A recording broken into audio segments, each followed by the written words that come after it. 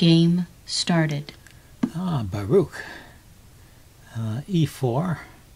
Well, let's see. Let's try a Sicilian again.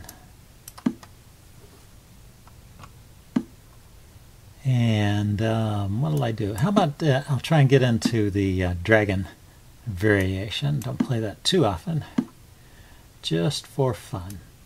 So this is the main way to play it. You bring the knight out first to attack the pawn, and then you play g6 to fianchetto the bishop. It's a very logical kind of way to play because you created a line for this bishop, and you haven't blocked this bishop, and it's got a good line as well. And you've maintained a solid center. Compact but solid.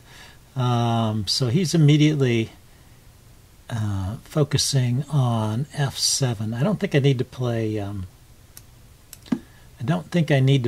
e6 immediately, although I may need to play it soon. Let's just wait on that.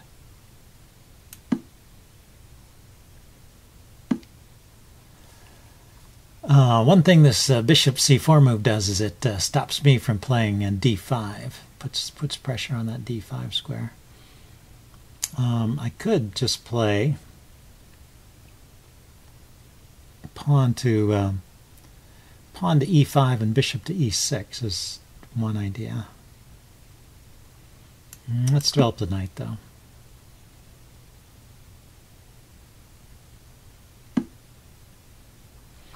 Since he's not playing the English attack here, he's castling kingside. He's not getting quick pressure on d6. Yeah, I think I like this idea of e5 followed by bishop to e6. It's a way to neutralize the pressure of this light squared bishop. Get my development happening quickly because all the moves come with tempo, and then and it clears the c file for the rook. And if he takes, I get doubled pawns here, but they are doubled pawns in the center, which can sometimes be helpful in controlling space, controlling squares around here.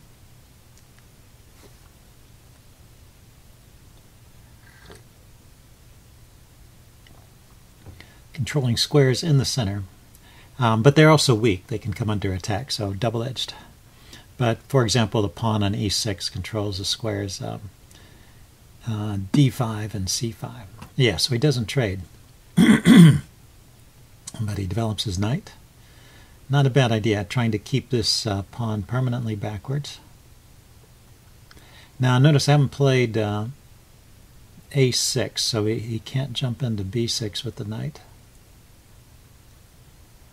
Maybe just rook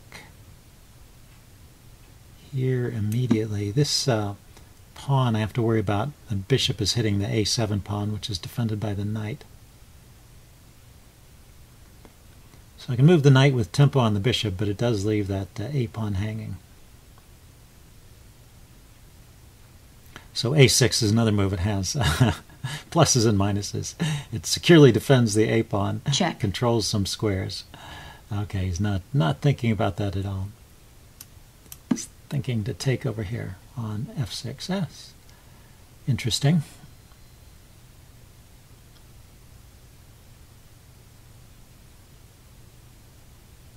No, I couldn't take with the queen because this pawn would hang. I took back instinctively with the bishop. I didn't stop to think if I take with the queen, but queen takes was not possible anyway. So now he can double up on this pawn, but also in this position I have time to defend. I move my queen to e7 or to c7 and then bring a rook to d8. I can also play, maybe this is even better, just play d5 immediately, takes, and if he brings his knight over, I can push on. He brings his rook over, I can push on with d4 and get actually a big center this way. So this looks good to me. We'll see if I'm overlooking anything. I haven't played for a while, so I may be a bit rusty. He's hitting my rook. I didn't really think about that. I kind of like the rook on the open f file. So that's going to force an exchange here because he's attacking the undefended e-pawn. That's what I mean about these pieces being loose. The e-pawn is loose there. And he's attacking my rook. So if I move my rook, well, I could play rook to... I could play rook to e7, and I guess I will. And maybe drop my bishop back to g7 here. So you got a lot of activity, but now where is pieces going from there? They're sort of in the way of the queen. The queen can't easily get out here. The queen could go maybe by some route like e3 to g3. Maybe try and get into the action that way. e3, g3, h4. Okay, he's just trying to slow down my center. That's interesting. Okay, what I want to do is trade off his bishop.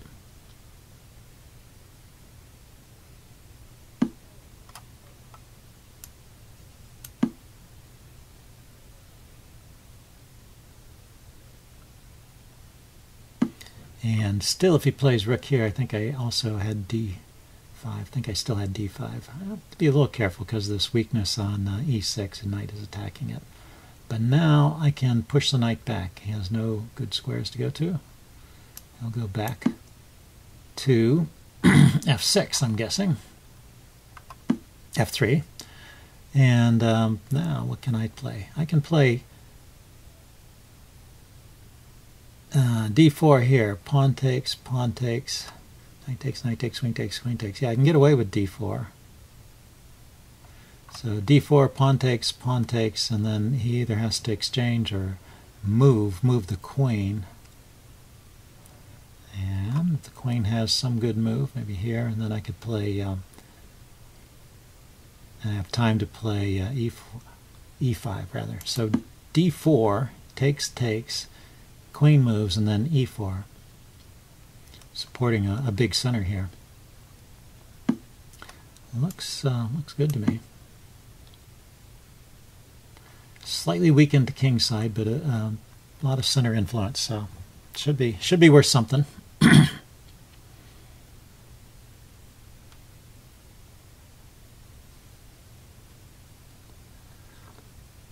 There's also knight b4 to c2, forking the queen and the rook here. The queen's going to move, though, so that possibility will disappear soon. So, yeah, I wasn't really thinking about the tactics, but I was playing for this more of a positional idea, I guess. This you get a protected pass pawn. This is very good for the endgame, and you have more influence in the center. And he has this square. White will get the square d4. But he has no way to exploit it. His knight is really far away from the d4 square. It takes a minimum of 4 moves to get there. Yeah, and so as long as he didn't have some tempo move with the queen, this was a good solid way to play. Okay, I could still consider in this position knight b4 to c2. That might be a useful idea anyway.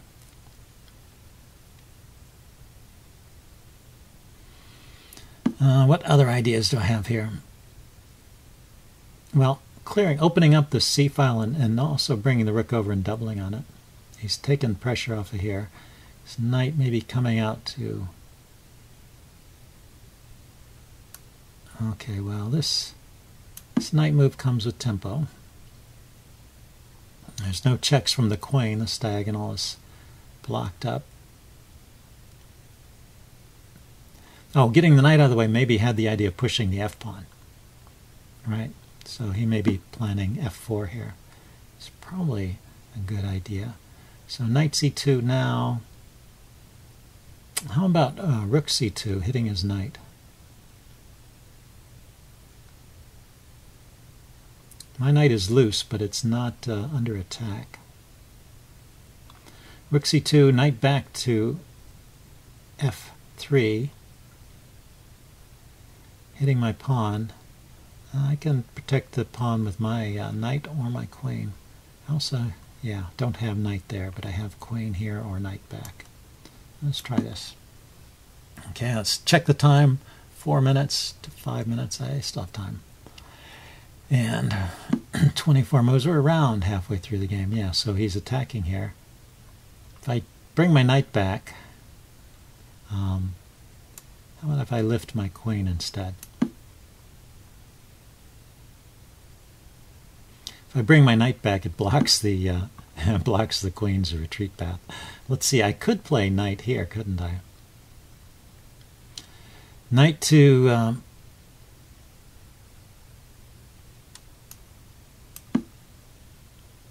knight to d3. Maybe to f4 is an idea. And he has a tempo move with his knight, but wherever it goes, I can take it, it looks like. If it goes here, I can take it with my knight. If it goes here, I can take it with my queen, defending my knight. If it goes here or here, I can ignore it for a move. Okay, he just goes after these guys.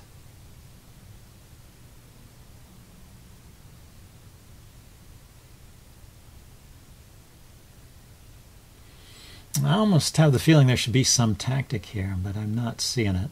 So let's just put the knight here, and we'll save that. Oh, this is the tactic. Knight to e2, check. Forks the king and the queen. That's a tactic. We'll see if he spots that.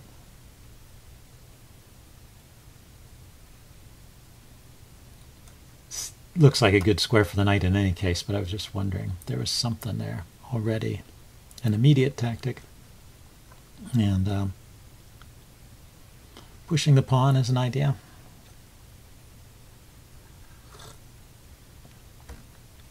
Going after these queenside pawns with a move like a5 is also an idea, perhaps. Perhaps. But I don't really need to do anything about the queenside pawns. I can leave them alone and focus on my advantage in the center and the king side. Yeah, I can play this now. This wins the exchange. Knight e2 check, he has to take with the rook. Rook takes, and yeah, he doesn't have any good compensation, and it gets rid of this pesky knight. Check. No, it doesn't. It does not get rid of the pesky knight. Sorry. So he's going after my g6 pawn. It's defended by the queen. What have I got? Anything?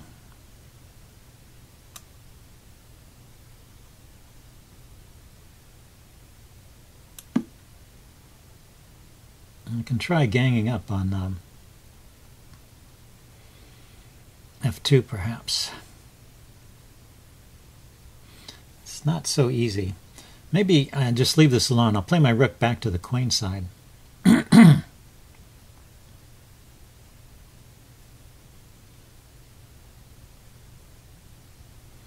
Oh, you know what? He played a tactic on me and I totally missed it. He has knight to f5, check, forking the king and the queen because of the pin on the g-pawn. Totally could have played that. And I would have had to give the exchange back, would have had to play rook takes. Would have left me with some pawns in the center that might be good. Let's back up for a second. He also left this pawn hanging. Okay, I'm just not seeing very much. It's one of those things that happens when you've been away from the game for a while. Let's see what's going on now. Queen's defending the pawn, blockading my pawn. Let's just go after his queenside pawns then.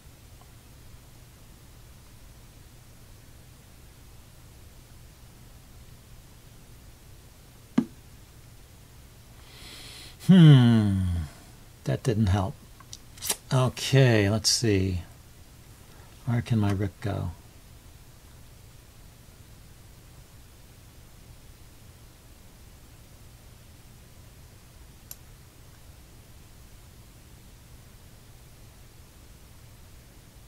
The rook can go back to there.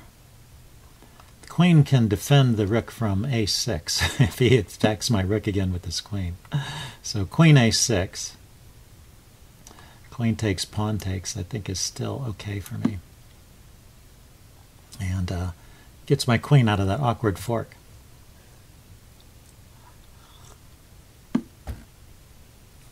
Okay, setting up this knight f6 idea again, but that's defended. So let's grab the pawn. and defends. He was attacking my e-pawn as well, so I defend it. I defend the e-pawn, take his pawn.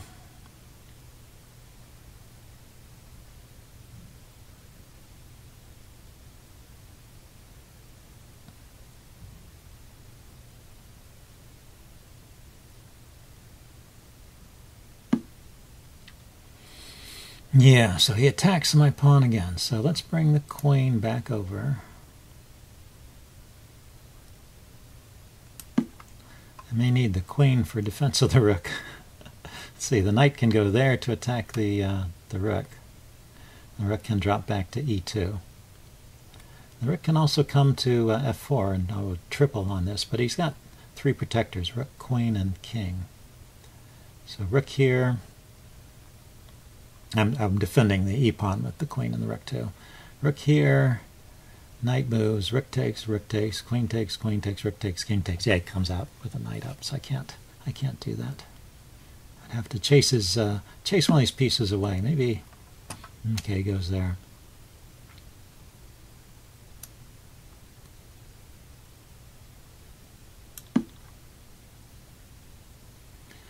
If he moves the knight back, maybe I can play f. No, I can't play e. I was thinking e. Yeah, knight f3, e4. He can take on d4. Oh, the queen defended it, so that would have worked. Okay, let's move these pawns forward then. Knight here.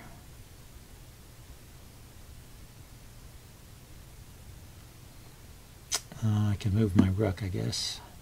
Or there, knight there, I can move my rook. What's he hitting? He's hitting these 2 squares. Still defended by the queen, fortunately. So that point where I played queen to c6, that turned out to be a good move. I was thinking of other moves, and this one turned out to be better. Okay, knight's hitting the queen. Let's go here. I really don't mind a queen trade at this point. These pawns cover a lot of squares in the middle too, in addition to threatening to promote eventually. He chases my queen away. Let's see. Where's a good square for the queen? Well, he's not threatening to mate me at the moment, so queen here is possible. Queen to d2. But all of his squares are... Oh, and no, queen to... Queen e5 is protected by the knight. So maybe queen here. Try and get these pawns moving.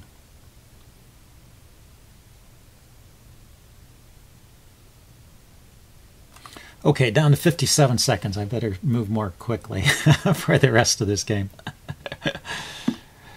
Okay, queen coming into one of these squares. These are all protected.